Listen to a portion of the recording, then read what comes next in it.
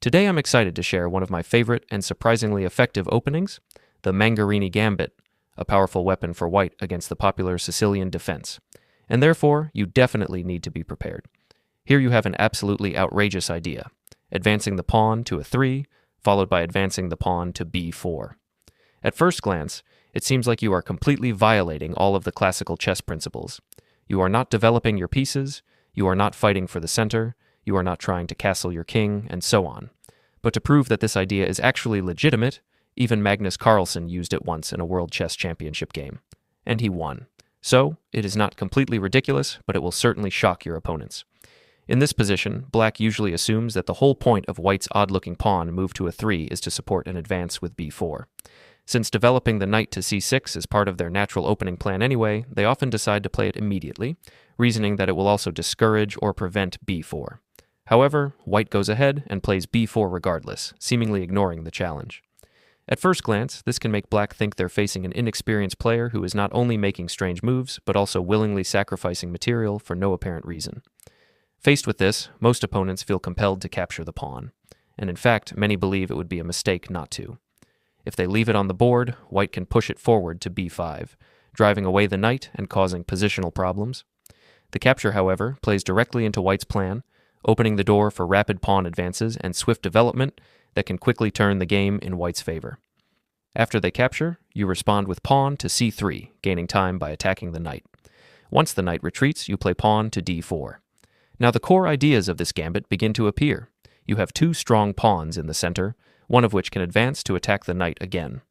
Your rook on a 1 becomes active earlier than usual, and your pieces enjoy open lines and diagonals for rapid development. You can already see that this gambit actually has a clear purpose. In a way, it's similar to the Evans gambit. Now what will black do here? Since they know you are likely to play pawn to d5 to chase their knight away again, in the vast majority of cases they respond with pawn to d5 themselves. It's hard to believe that this pawn to d5 move could be problematic. It isn't exactly a mistake, but it places black in such a dangerous situation that even strong, titled players often collapse in just a few moves. Here's the trick. You capture on d5, and after black recaptures, you develop your knight to a 3, continuing your theme of playing moves that look strange but are actually very effective.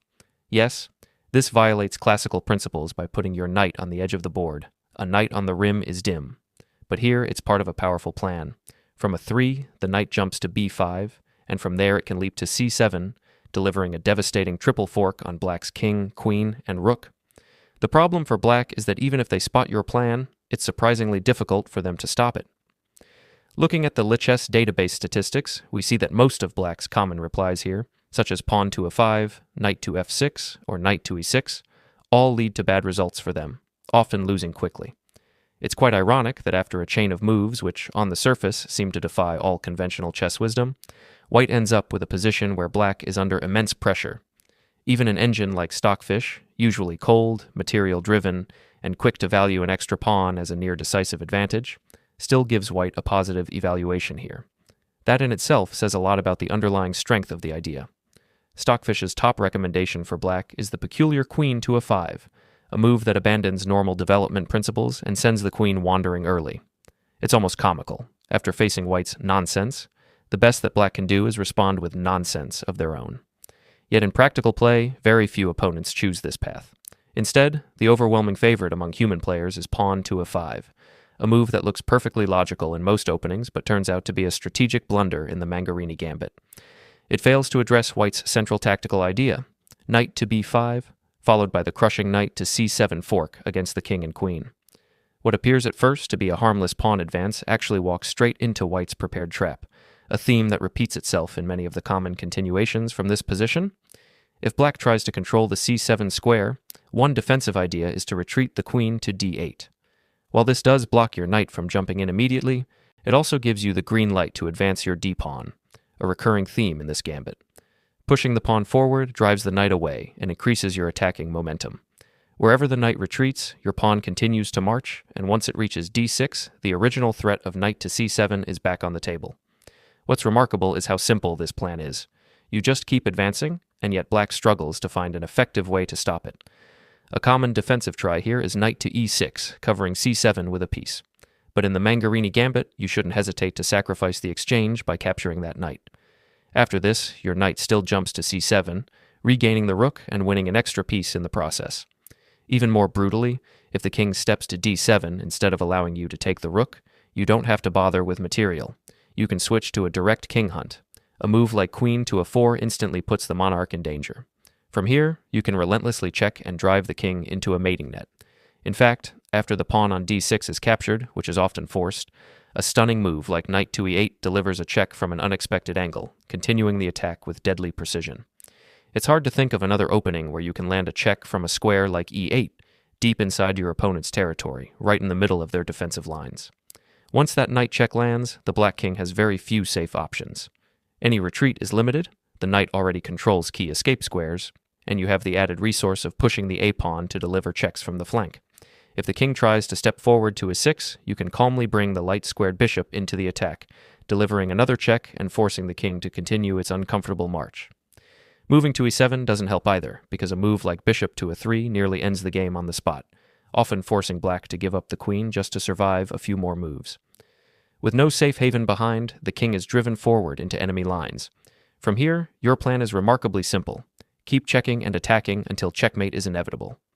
A move like queen to c2 keeps the pressure constant, and it's easy to see that the king is walking straight into a mating net. While the sequence may look long when written out, it's effortless to play over the board. There's no complex calculation required. You're simply chasing the king with a series of forcing moves, each one tightening the noose until the checkmate arrives. This is one of the reasons the Mangarini gambit is so dangerous. It creates positions where the attack plays itself. If the black king ever captures on d6 in this sequence, the game ends almost instantly. You simply recapture, and checkmate follows within a few moves. Realizing this, most opponents try to sidestep by moving the king to e5 instead. From there, the conclusion of the attack is both elegant and memorable. You push the pawn to f4, delivering a check with the pawn itself, a satisfying and unusual sight in such a sharp position. When black captures this pawn, you respond with what appears to be one of the most ordinary developing moves in chess, queen to e4. But here, that normal move isn't about development at all. It's checkmate. It's difficult to think of another mainstream opening where a standard knight to f3 move ends the game outright, and what makes it even more remarkable is that this isn't buried deep in some obscure, impractical sideline. These positions arise from the most common responses to the Mangarini gambit, meaning that many opponents can walk straight into this exact mating pattern without realizing the danger until it's too late. It's the kind of finish that makes the gambit so satisfying, a mix of simplicity, creativity, and inevitability, ending the game in a way your opponent will not soon forget. And that's the Mangarini gambit in action. Unpredictable, aggressive, and deadly effective. Try it in your games, surprise your opponents, and watch how even the most solid defenses can crumble. Don't forget to like, subscribe, and hit the bell for more chess secrets. Thanks for watching.